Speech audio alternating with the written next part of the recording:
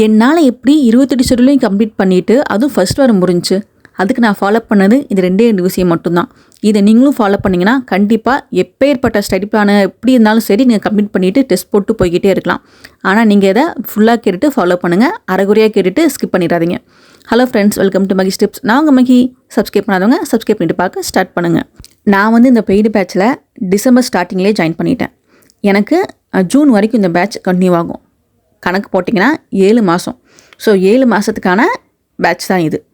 ஏன் இதை சொல்கிறேன் அப்படின்னா, சிலர் வேகமாக சிலபஸ் கம்ப்ளீட் பண்ணணும், 3 மாதம் பேட்ச்சு 2 மாதம் பேட்ச்சு நீங்கள் போய் சிக்கிட்டிங்கன்னா ரொம்ப கஷ்டமாக இருக்கும். இந்த 7 மாதம் பேட்ச்லேயே நான் அவங்க வீக்லி கொடுக்குற ஷெட்யூலை கம்ப்ளீட் பண்ண ரொம்ப கஷ்டப்படுறேன். ஸோ நீங்கள் ஒரு பேட்ச்சில் ஜாயின் பண்ணுறீங்க, இல்லை யாரோ ஒருத்தரை ஃபாலோ பண்ணுறீங்க அப்படின்னா நீங்கள் ஃபஸ்ட்டு பார்க்க வேண்டியது அந்த பேட்ச் எத்தனை மாதம் கண்டினியூ ஆகுது அப்படிங்கிறத நீங்கள் ஃபஸ்ட்டு பார்த்துக்கோங்க. ஷெட்யூல் 1லேருந்து இப்போ வரைக்கும் நான் இந்த ஒன்று ஃபாலோ பண்ணிகிட்ருக்கேன். எனக்கு இது நல்லாவே ஒர்க் அவுட் ஆயிருக்கு.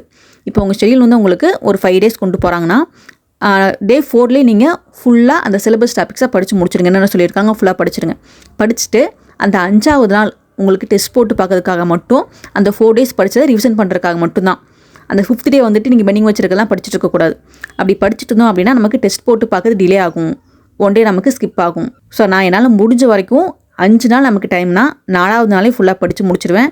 நான் ஆன்லைன் டெஸ்ட் அட்டன் பண்ணுறேன்னு உங்களுக்கு தெரியும். ஸோ ஒரு 2 மணி நேரம் நான் மொபைலில் உட்காந்து டெஸ்ட் அட்டன் பண்ண வேண்டியது வரும். ஏன்னா ஆஃப்லைன் டெஸ்ட்னால் கூட ஒரு 50 கொஸ்டின் ஓஎம்ஆர் செட் பண்ணலாம், வீட்டு வேலையை பார்க்கலாம், திரும்ப செட் பண்ணலாம்.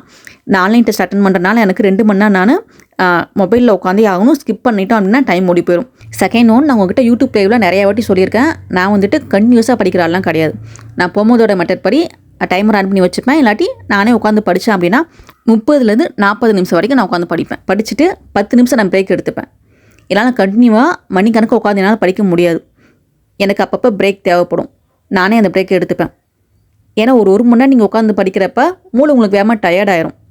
ஒரு 1/2 hour நீங்கள் படிக்கிறீங்க, ஒரு 5 நிமிஷம் நீங்கள் கேப் போடுறீங்க, திரும்ப கண்டினியூ பண்ணுறீங்க. இந்த மாதிரி படிக்கிறப்ப உங்களுக்கு நிறைய நேரம் படித்த மாதிரி ஃபீல் ஆகாது. பட் நிறைய நேரம் நம்ம படிச்சிருப்போம். அது நீங்கள் கண்டினியூவாக ஒரு 2 மணி நேரம் படிச்சிங்க அப்படின்னா 10 மணி நேரம் படித்த மாதிரி ஃபீல் ஆகும். ஆனால் நீங்கள் 2 மணி நேரம் தான் படிச்சிருப்பீங்க. ஸோ நான் எடுத்த இந்த 2 சின்ன முயற்சியுமே எனக்கு என்னோடய ஷெட்யூலை கம்ப்ளீட் பண்ணுறதுக்கு ரொம்ப ஹெல்ப்ஃபுல்லாக இருந்துச்சு. லாஸ்ட் டே வரைக்கும் ஷெட்யூல் இழுத்துட்டு போக மாட்டேன். அதே மாதிரி கண்டினியூஸாக மணிக்கணக்காக படிக்க மாட்டேன். என்னால் இப்போதைக்கு டெய்லி முடிஞ்சது 4 to 5 மணி நேரம் கம்பல்சரி நான் படிச்சிட்டேன். மதியம் தூங்குற பழக்கம் இல்லாததுனால என்னால் கொஞ்சம் மேனேஜ் பண்ணி கொண்டு போக முடியுது. இவ்வளோ தான் ஃப்ரெண்ட்ஸ் நான் ஃபாலோ பண்ணுறது. தேங்க்யூ.